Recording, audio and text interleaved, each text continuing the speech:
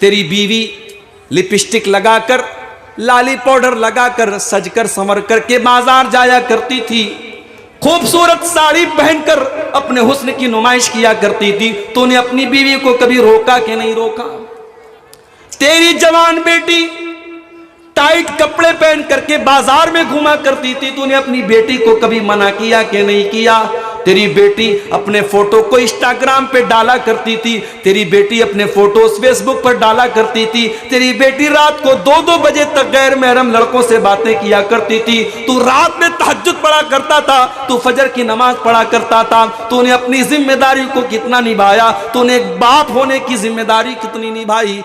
कुल्लुकुम राई व कुल्लुकुम मसऊलुन अन रइयतिही। ओ लोगो, तुम में से हर इंसान से उसकी जिम्मेदारी के बारे में कल पूछा जाएगा। हालात बहुत खराब हो चुके हैं मेरे भाई, हमारी और आपकी सोच से भी खराब हो चुके। 2-3 दिन पहले मेरे पास मैसेज आया, महाराष्ट्र के अंदर एक बहुत मशहूर शहर है नागपुर। नागपुर में सोफिया नाम की मुसलमान लड़की शादी कर रही है भुवनेश्वर नाम के गैर मुस्लिम लड़के के साथ। लड़की का नाम सोफिया है, लड़के का नाम भुवनेश्वर है। लड़की मुसलमान घर की, लड़का गैर मुस्लिम घर का, हिंदू घर का। शादी का कार्ड छप रहा है और शादी के कार्ड पर बाकायदा हिंदू रीति रिवाज से विवाह की बात कही गई है और ऊपर ओम गणेशाय नमः भी लिखा हुआ है।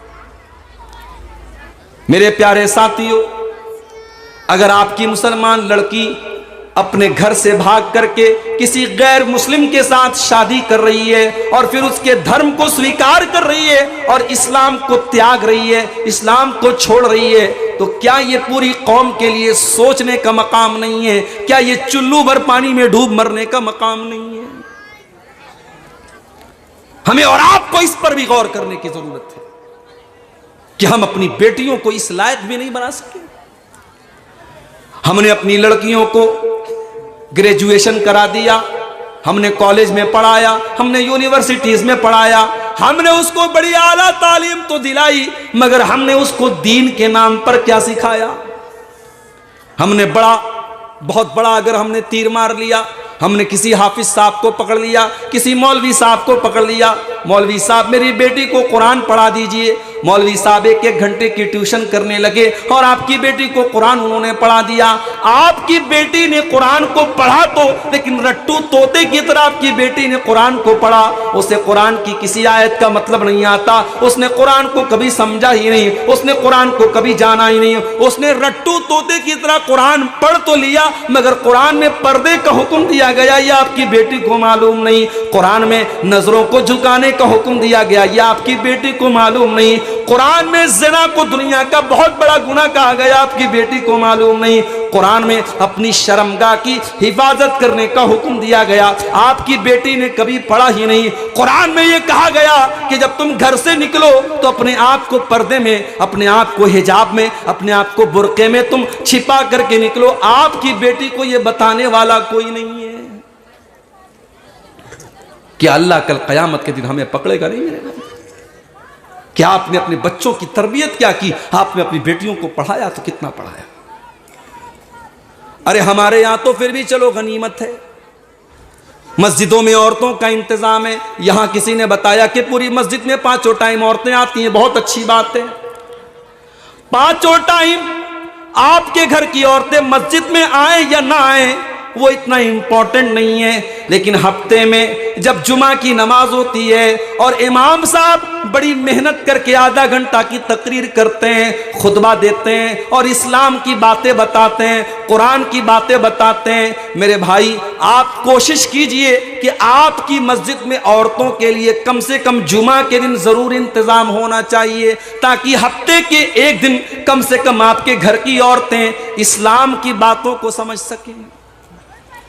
साल में एक जलसा करा लेने से आपकी बेटी और आपके घर की औरतें दीन को नहीं समझ सकती। आज कितनी औरतें हैं, अगर मैं पूछना शुरू कर दूं कि तुमको नहाने का इस्लामी तरीका आता है, तो कितनी औरतों को इस्लामी तरीका नहीं आता, गुस्ल करने का, नहाने का तरीका नहीं आता।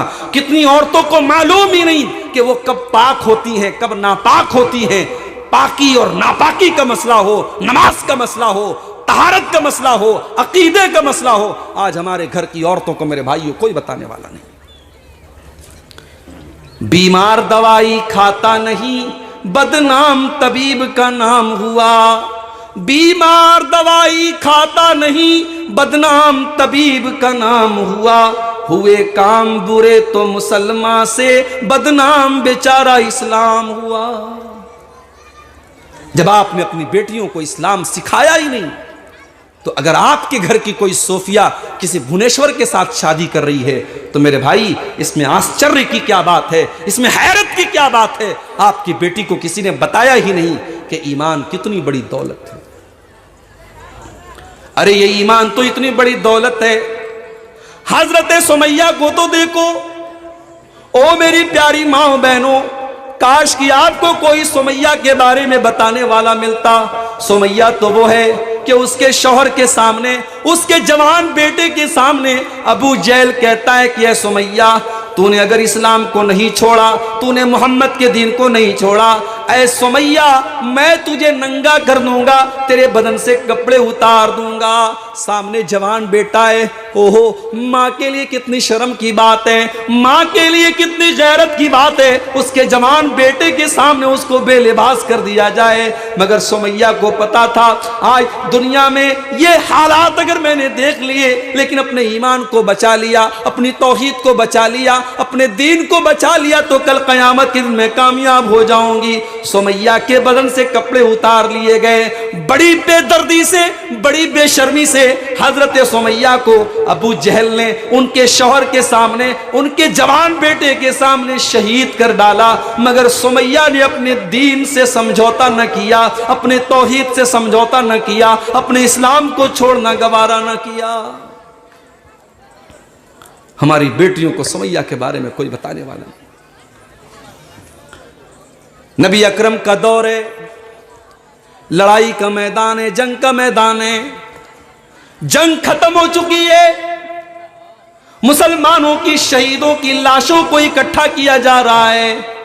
एक औरत आती है जिसका नाम उम्मे खल्लाद है, उसका बेटा भी उस जंग में शहीद हो चुका है। वो अपने बेटे की लाश को देखने के लिए आती है, और हदीस के अल्फाज हैं, वो सर से पैर तक बुर्के में आती है, वो सर से पैर तक नकाब में आती है, वो सर से पैर तक अपने आप को छुपा करके आती है। लोग कहते हैं तेरा बेटा तो कत्ल हो चुका है, तेरा बेटा तो दुनिया से जा चुका है, और तू इतना पर्दे में आई है, तू अपने पूरे बदन को छुपा करके आई है। तो वो औरत क्या जवाब देती है? इन उर्जा इब्नी फलन उर्जा हयाई। ओ लोगो, मैंने अपना बेटा खोया है, मैंने अपनी शर्मो हया को नहीं खोया है। मेरा बेटा गया है, मेरी हया नहीं गई, मेरी शर्म नहीं गई। इस्लाम ने पर्दे का जो हुक्म दिया है, वो जंग के मैदान में भी उसके ऊपर मैं अमल करूंगी। मैं अपनी शर्मो हया से कोई समझौता नहीं कर सकती। आज अपने घर की इस्लाह करने की मेरे भाइयों, और अपने घर को सुधारने की हमें बड़ी जरूरत है। और खास तौर से बुरा मत मानिएगा, बंगाल के हालात जो हैं इस मामले में बहुत खराब है। शायद आपको मालूम ना हो, आपके बंगाल में एक बड़ी तादाद में मुसलमान लड़कियां गैर मुस्लिमों के साथ शादी करके उनके साथ अपना घर बसा रही हैं, और उनके तरीके से पूजा पाठ कर रही हैं, उनके मजहब में शामिल हो रही हैं, और ये बड़ी तेजी से ये हो रहा है। आज आपके घरों में कितनी मुसलमान लड़कियां हैं, जब वो घर से निकलती हैं पता ही नहीं चलता कि ये मुसलमान है या गैर मुस्लिम है। न उसके लिबास से इस्लाम झलकता है, न उसकी चाल ढाल से इस्लाम झलकता है, न उसके शक्ल से, उसके चेहरे से इस्लाम झलकता है। ओ लोगो, मुसलमान औरत को तो देखकर दूर से ही पता चल जाता है ये मुसलमान औरत है। अल्लाह कुरान में कहता है, या अय्युहन नबी कुल अज़वाजिका व बनातिका व निसाइल मोमिनीना, ऐ नबी अपनी बीवियों से भी कह दीजिए, अपनी बेटियों से भी कह दीजिए, और तमाम मुसलमान औरतों से कह दीजिए, युदनीना अलैहिन्ना मिन जलाबीबिहिन्ना, जब वो अपने घर से निकला करें तो अपने ऊपर चादर डाल लें, अपने ऊपर बुर्का डाल लें, अपने ऊपर कोई ऐसा कपड़ा डाल लें जो उनकी खूबसूरती को छुपा ले, जो उनके शरीर को छुपा ले। ज़ालिका अदना अन युरफ़्ना फला युज़ैन, ये लिबास, ये पर्दा, ये हिजाब उनकी पहचान बन जाएगा और दुनिया वाले कहेंगे ये मुसलमान औरत है, ये अपने शरीर की नुमाइश नहीं करती, अपने हुस्न की नुमाइश नहीं करती। कितनी मुसलमान औरतें हैं शादी के बाद वो बाकायदा, वो क्या बोलते हैं उसको, जो सिंदूर, अपने माथे में सिंदूर लगाती हैं, अपनी मांग में सिंदूर भरती हैं, अपने गले में मंगलसूत्र पहनती हैं।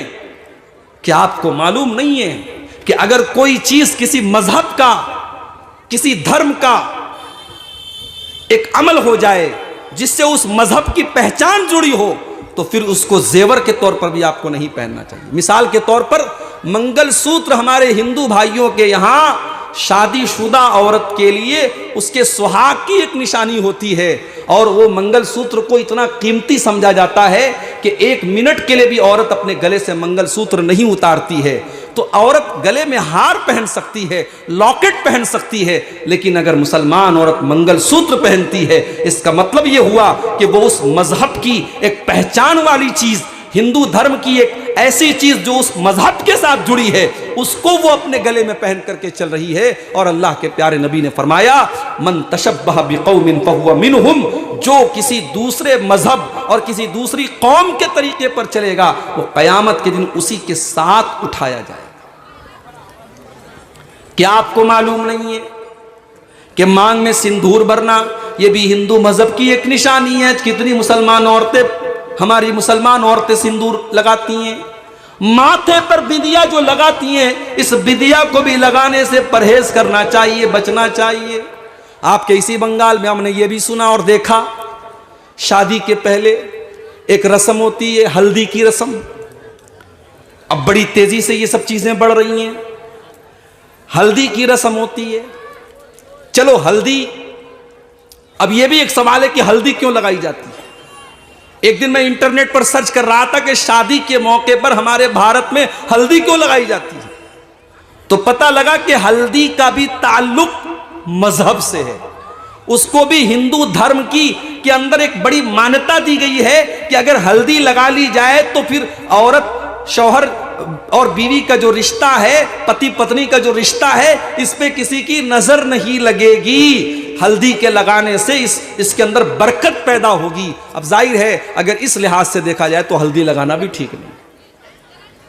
हालांकि हल्दी के अंदर मेडिकल पॉइंट ऑफ व्यू से एंटीसेप्टिक है हल्दी लगाने से शरीर और बदन में फायदा होता है। चलो अगर हम दवा के तौर पे, इलाज के तौर पे, शादी हो रही है लड़की की, वो अपने बदन पे हल्दी लगा रही है, चलो उस लिहाज से अगर हम उसको सही भी कह दें, लेकिन उसका बाकायदा एक फंक्शन करना, हल्दी के नाम पे पूरी पार्टी हो रही है, सारे घर की लड़कियां पीले पीले कपड़े पहन रही हैं, सारे घर के लड़के पीले पीले कपड़े पहन रहे हैं, बाकायदा दावत का एहतमाम किया जा रहा है। ये क्या हो रहा है मेरे प्यारे भाइयों? क्या इस्लाम इस बात की इजाजत देता है? ये तो गैर मुस्लिमों का तरीका है, ये तो गैर मुस्लिमों का कल्चर है। इस्लाम के अंदर इसकी कोई इजाजत नहीं है। अल्लाह के नबी फरमाते हैं, लतत्तबिउन्ना सुनन मन कान क़ब्लकुम शिब्रम बिशिब्रिन व ज़िराअम बिज़िराइन। ओ लोगो, तुम अपने से पहले के लोगों के तरीके पर चलोगे। अगर वो एक हाथ चलेंगे तो तुम भी एक हाथ चलोगे। अगर वो पूरा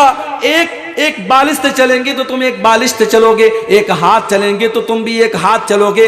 हत्ता लऊ दखलू जोहरा ज़ब्बिन, अगर तुमसे पहले के लोग किसी जानवर के बिल में चले जाएंगे तो तुम भी उसके बिल में चले जाओगे।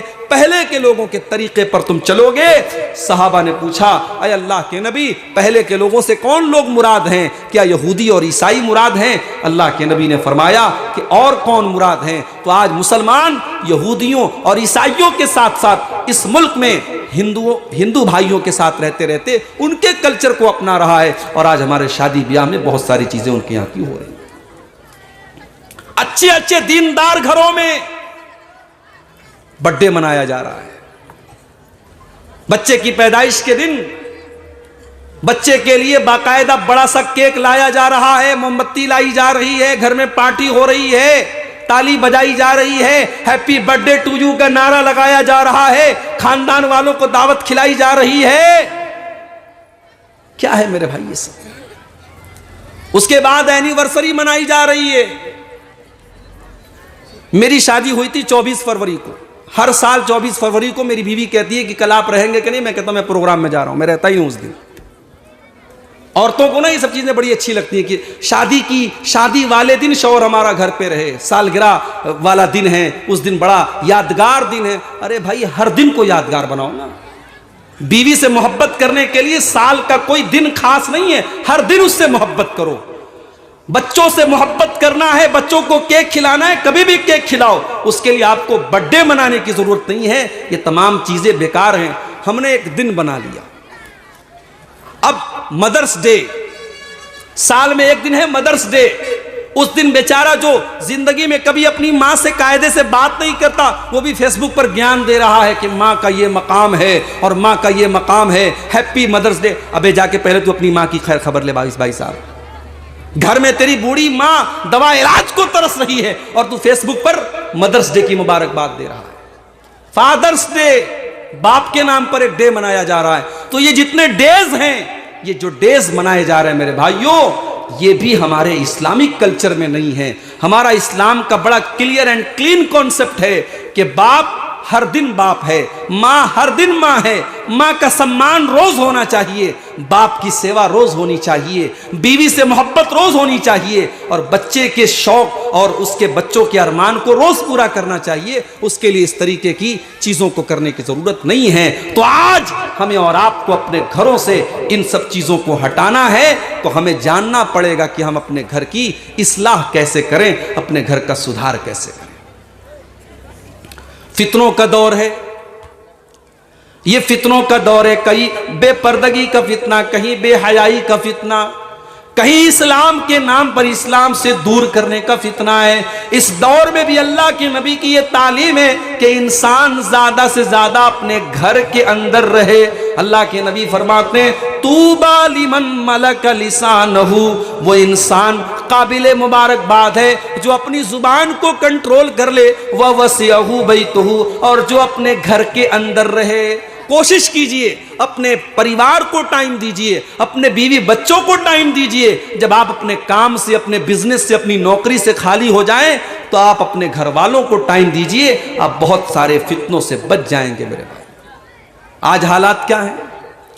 शौहर रात में आता है, काम धंधा करके आया है, थका हारा आया है, बीवी बेचारी मोबाइल में लगी है और कोई सीरियल देख रही है, उसका फेवरेट सीरियल है, बीवी सीरियल में लगी है। शौहर बेचारा खाना खाता है। अब खाना खाने के बाद शौहर बच्चों से नहीं बोल रहा है, बच्चों की खैर खबर नहीं ले रहा है। शौहर भी अपना मोबाइल पर लग गया, व्हाट्सएप पे लग गया, फेसबुक पर लग गया, अपने सोशल मीडिया में लग गया। बच्चे अपना अलग मोबाइल पर वीडियो देख रहे हैं, माँ अलग सीरियल देख रही है, बाप की एक अलग दुनिया है। मेरे भाई, ये पूरे घर का जनाजा निकल रहा है। घर के अंदर जो प्यार होना चाहिए, न माँ को बच्चे का प्यार मिल रहा है, न बच्चे को माँ का प्यार मिल रहा है, न शौहर को बीवी की मोहब्बत मिल रही है, न बीवी को शौहर की मोहब्बत मिल रही है। इसीलिए अरबी का एक शायर कहता है, लैसल यतीम मन इंतहा अबवाहु मिन हम्मिल हयाति व खल्लफाहु जलीला। अरे यतीम वो नहीं है, अनाथ वो नहीं है जिसकी माँ और जिसका बाप दुनिया से चला गया हो। इन्नल यतीम हुवल्लज़ी तल्क़ा लहू उम्मन तखल्लत अव अबम मशगूला। अरे यतीम तो वो है, अनाथ तो वो है कि जिसकी माँ के पास उसके लिए टाइम ना हो, जिसके बाप के पास उसके लिए समय ना हो। आज बच्चों के लिए माँ बाप के पास टाइम नहीं है, न माँ कभी अपने बच्चे को बैठ कर के दीन की बातें बता रही है, न बाप अपने बच्चों को कभी बता रहा है। वो माएँ थीं जो अपने बच्चों के दीन की फिक्र करती थी। इमाम बुखारी का नाम तो सुना है ना आपने? इमाम बुखारी का नाम क्या था? मोहम्मद बिन इस्माइल। इमाम बुखारी का नाम था मोहम्मद, उनके बाप का नाम था इस्माइल। इमाम बुखारी की उम्र भी 5 साल थी। 5 साल के बच्चे थे इमाम बुखारी के, उनके बाप का इंतकाल हो गया, बाप दुनिया से चला गया। लोग कहते हैं जब बाप दुनिया से चला जाए तो बच्चे बिगड़ जाते हैं। बच्चे आम तौर से बाप अगर ना हो तो माँ उनको कंट्रोल नहीं कर पाती, ये आम तौर से माना जाता है। इमाम बुखारी